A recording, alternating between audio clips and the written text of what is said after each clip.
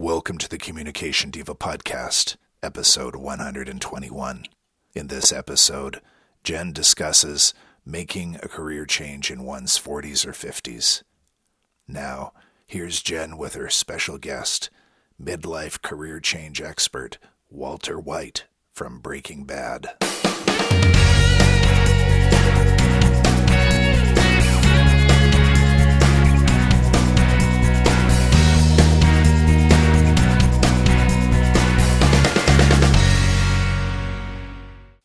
Hi there, this is Jenn Swanson. Welcome back to the Communication Diva Podcast. If you've been here before, thanks for coming back. And if you're brand new, thanks for checking this out. I hope that you'll find some valuable info here to help you get the job, love your work, or advance your career.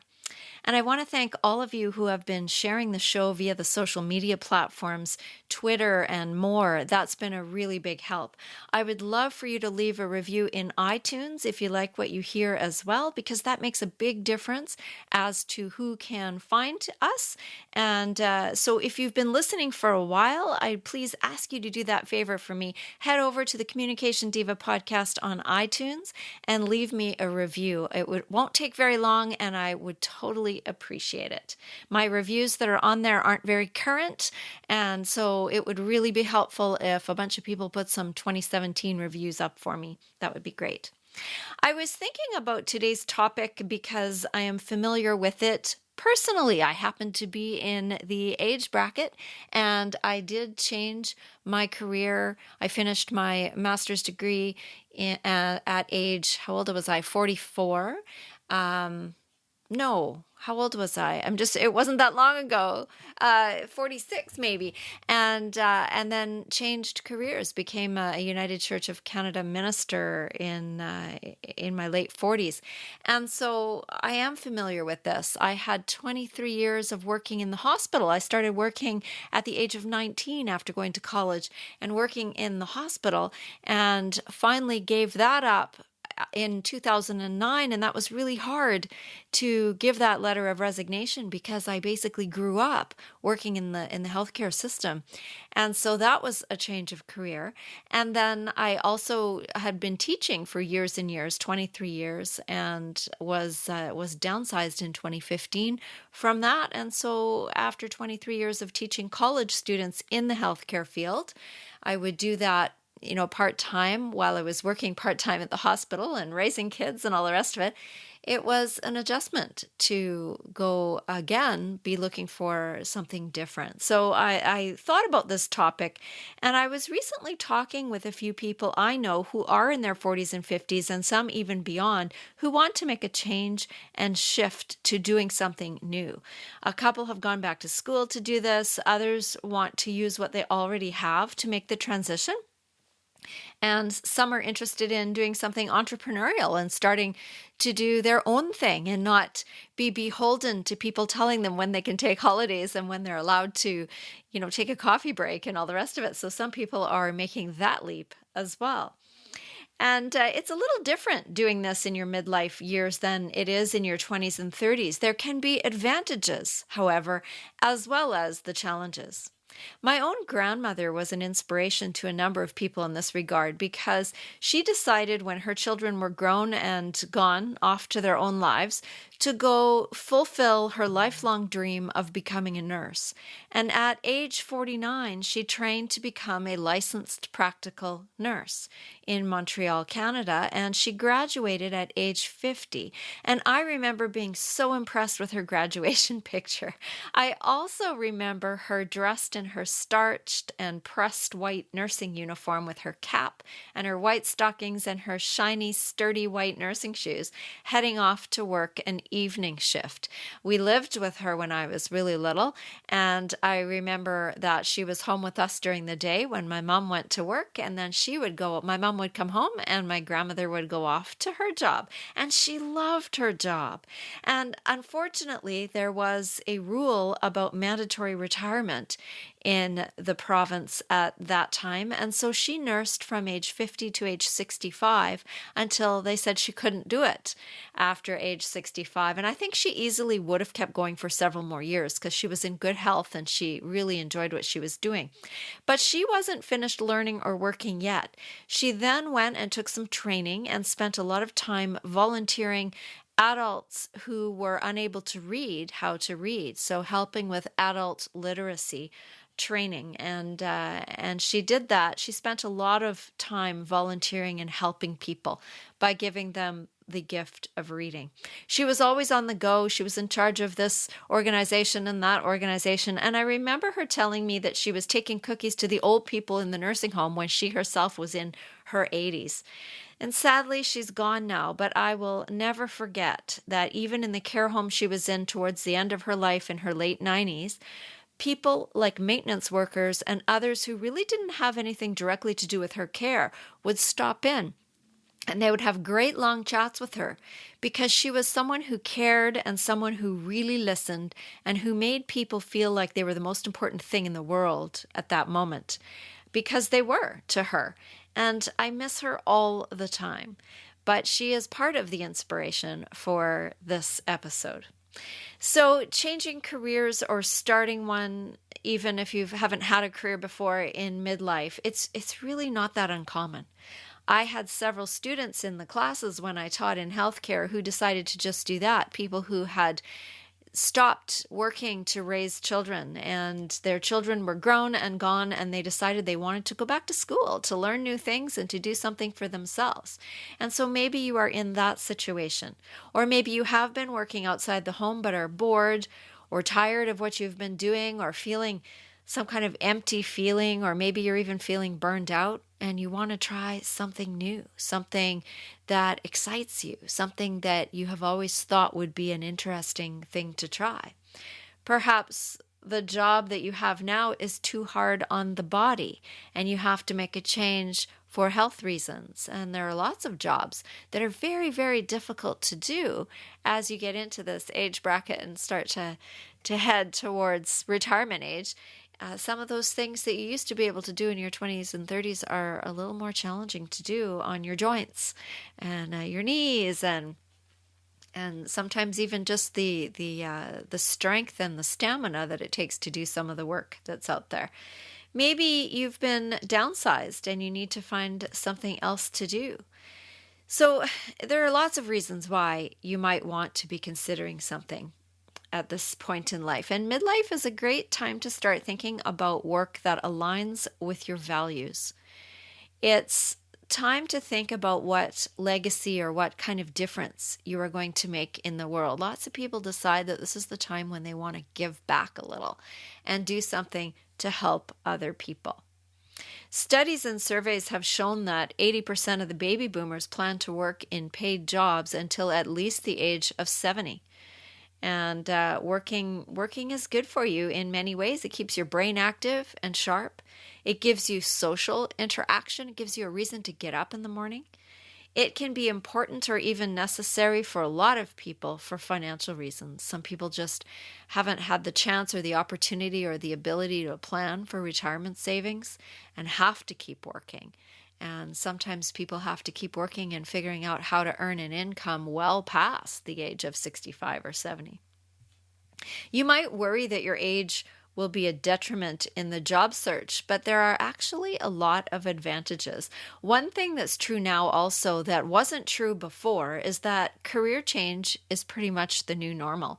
I read somewhere that people entering the workforce now, in their teens or 20s, will have approximately 15 different careers in their working lifetime. 15 different careers. Can you imagine? It used to be you got a job and you stayed at that job for 35 years or 40 years or longer and got your gold watch and retired, and that was that. But there are very few people that are in the same job that they went into at the beginning of their working life and the beginning of their career path. There are very few people that are still in the same job, and that's getting fewer and fewer and fewer, it's becoming more normal to be looking for a different job every once in a while. And so it is becoming easier for people in their 40s and 50s because more and more and more people are doing it. So I thought that was something that was interesting. It's true that there are advantages too for employers in hiring someone in midlife. And one of those advantages is that the person comes with a wealth of life experience. There is wisdom that comes with that. There is a certain perspective. And often there are a variety of skills that a person has built up. Someone who has spent decades already in the workforce or volunteering or even raising children has developed a number of skills that are transferable to many, many different job settings. So those are all advantages. Other advantages are that people in this age range are not, well, they might be. So I need to be careful how I say that. People in this age range are sometimes not juggling as many things and as many responsibilities as younger people are. However, that's not always the case, depending on whether or not you are in that sandwich generation between looking after children and looking after aging parents yourself. So that can be true or not true, depending on your particular situation. Sometimes, though, by the time you're in your 40s or 50s, family raising is done, and there's a little bit more time to devote to learning a new role and to figuring out what it is exactly that you want to be doing. So I have 6 tips for you today. And if you are thinking about making a career change, I would like to share these with you now. And so these are 6 things that I think would be important to think about. The first one is to take your time. Take your time with this. Take your time to develop a plan. And the first thing to figure out is no small thing. The first thing is, who are you? Do you know who you are and what it is that you want to be doing? What priorities and needs are there in your life right now that need to be taken into consideration? And you need to be realistic with your expectations. And you need to think about what some of the other things are that you might want to be doing at this stage. You might really want to be doing some traveling. You might want to spend more time doing hobbies. You might have leisure activities that you would like to build into your life. Maybe there's volunteer work. Maybe there are family considerations and things that you need to be thinking about when you are imagining yourself in a new career. How will these factor into your plan? Just take some time. You don't have to jump tomorrow, especially if you're already currently in a day job. You have time to do a little exploring, time to do a little bit of learning about what it is you might like to do. And maybe you're not sure what it is you'd like to do, but you have this desire. There's this whispering or this pull somewhere that's saying, do I really want to be doing this particular thing for the next 15, 20 years? Even 10 years? Is there something else that I might like to do? Because people in their 40s and 50s often have 20 or 30 years still of work that they could be doing. So that's a lot of years. So what is it that you would like to be doing? The second one is to do some online exploring. The internet has a wealth of information for you. There are videos, there are articles, there are self-assessment tests, and many of them are free that you can find. There are job listings. You can look at job aggregate sites that list all the jobs available in your area and take a look through them. What kinds of things would you be interested in doing? There may be even jobs out there that you discover that you didn't know existed, that you would put all of the things you already have, all of your skills and experiences to use. There might be things that you don't need a whole lot of training to be able to go and do. I remember when I was teaching, there was a job that I had never heard of until I started working in the hospital. And it wasn't a job for me because it was you weren't around a lot of people in this job, but it was it was called an OR, operating room technician. And the operating room technician had to really understand what went into each kind of operation, because their job was to gather all of the equipment that was needed for each surgery and place it on a cart, or sometimes it was several carts depending on the complexity or how long the operation would take. And it was basically putting together all of the ingredients for the recipe of the surgery, if you will.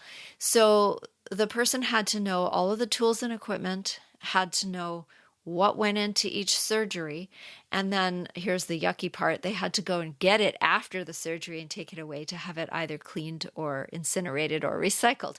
But it was a kind of a technically detailed job, but it was also a job that didn't involve a whole lot of interaction with other people. So if you were an introvert, it was an interesting job. It also paid really well. So that was something that I had never heard of, an operating room technician. And most of the people in the programs that I taught had never heard of it either. And some of them were quite interested in it. So explore, check out the internet. If you've met somebody doing something interesting that you never thought about, ask them questions and learn as much as you can.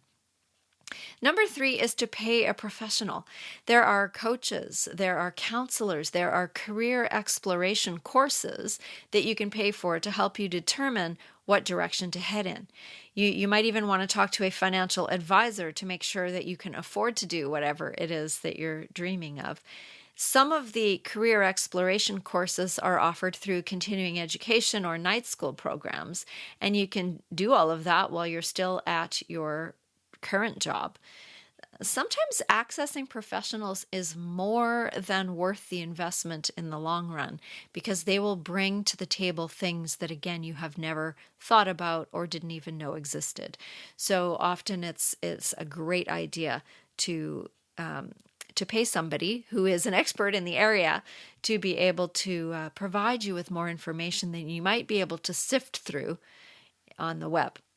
Number 4 is to try things out. Test the waters. Find a real live person who is doing the job that you think you might like to do, and buy them a coffee and pick their brains a little. Ask them a whole bunch of questions about what it's really like in the job that they're doing. If possible, ask if you can shadow them in their work for a day and see if you like that, because maybe you won't like that, and maybe you'll be able to cross that one off the list, or maybe it will solidify the idea that that is what you'd really like to be doing next. Network actively. See who knows who and find out if any of your friends and connections might have some insight. That is another way to try things out, is to talk to people. Talk about what it is you're thinking of doing. How many times have we been in a conversation at a social gathering or at a business event even, and you start talking about what you're interested in, and someone says, "Oh, I know someone who blah blah blah," and then you've got a connection or a new lead towards what it is that you're hoping to do. So that happens to me all the time when I'm out talking to people. Connections are made all over the place. So network actively. Do some visualization. See if you can see yourself actually doing that job.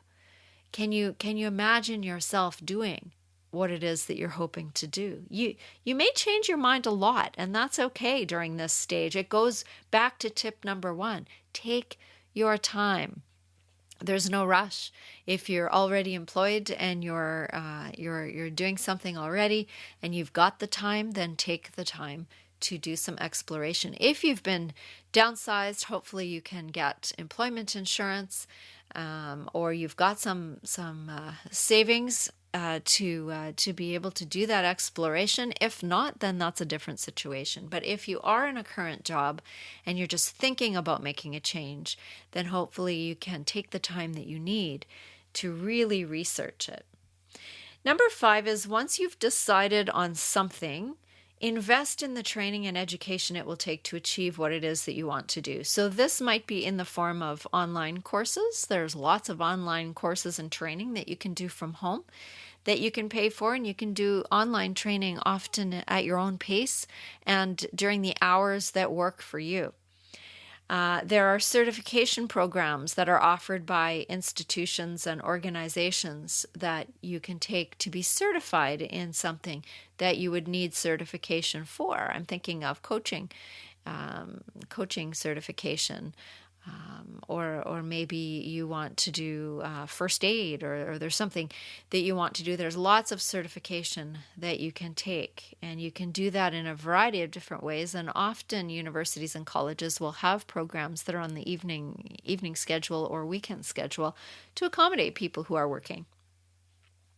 You might be looking at a formal degree program. It might be like a nursing degree. And so that would involve a whole lot more planning, of course, because you would probably have to take that in a full-time capacity, but maybe not. Maybe there are part-time programs out there that you can look at. Whatever it is, figure out how to get the skills and then figure out how to invest in getting those skills. Because if you want to get into a career that you need some upgrading or some new training for, then best to get that, to pay for that and to get that out there. Number 6 is to get your stuff in order, get your resume in shape. And here comes a shameless plug alert. I happen to have an online video course that could help you do just that if you need it. So check out courses.communicationdiva.com for the Resume Secrets course. And if you're listening to this in April of 2017, there's a spring sale on right now that will give you 41% off if you use the coupon code SPRINGFORWARD, all capitals, all one word, SPRINGFORWARD. But it's only valid until April 25th. So get your resume in order, get your references lined up, and that will be helpful when it's time to go looking for that new employer. Make sure that your social media is up to date and okay for people to view as well. So make sure you tweak it. Delete things that you don't want an employer to see, because they are checking your social media these days. If you haven't got LinkedIn, you might consider getting LinkedIn, because more and more and more people are looking at LinkedIn for it's like an online resume for your past work experiences, for recommendations, for who you're connected to. So check out LinkedIn if you don't have LinkedIn at this point. And if you do have it, make sure you've got recommendations and your skills and all the things that you would like to have on there for someone who's potentially going to hire you. If you don't have any or very many recommendations, which are basically the same thing as references, then invite some of your friends and colleagues and clients to write some for you. So what I'm saying in this number 6 is to get your stuff in order, get all of your ducks in a row, as they say, so that when something interesting comes along, you are ready to jump at it. Sometimes we dream up great things that we want to do, but then that old ghost called fear shows up and stops us. Right? Has that happened to you? It's happened to me a number of times. Oh, that you're not going to be any good at that, or you can't do that, etc., etc. The fill in the blank. The words start arising. Fear of failure is huge. Fear of even getting started can be huge as well. So be wary of that. Be wary that the fear is going to come up. But, as Yoda says, there's only, do or don't do. There is no try. That's the quote from Yoda. Do or don't do. There is no try. And I believe that's true. And fear can paralyze us and stop us from even trying, which is really, really unfortunate. Changing careers at this time in life requires a few things, but you've probably done these things already in your lifetime. And so the things that I'm thinking about are hard work. You've probably already done a lot of hard work in your life. Dedication, Focus. If you pick something, focus on it and get it done. Tenacity. Stick to it. Don't give up just because it's hard. And courage. It takes courage to say, I'm going to change everything completely. And I'm going to go do this thing that I'm really excited and passionate about. And you know what? People are doing this all the time with successful results. So there's no reason why you can't do it too if it's something that you want to do. So that is the show for this week. So again, please take 5 minutes now to go to iTunes, leave me a rating and a review. That would be super helpful, and I would appreciate you doing that for me. Share this episode wherever you can, and tell people about it so that more people can get the value out of the content that I spend hours and hours producing. I really appreciate you being here. Thank you so much for listening. Until next time, this is Jenn Swanson with the Communication Diva Podcast.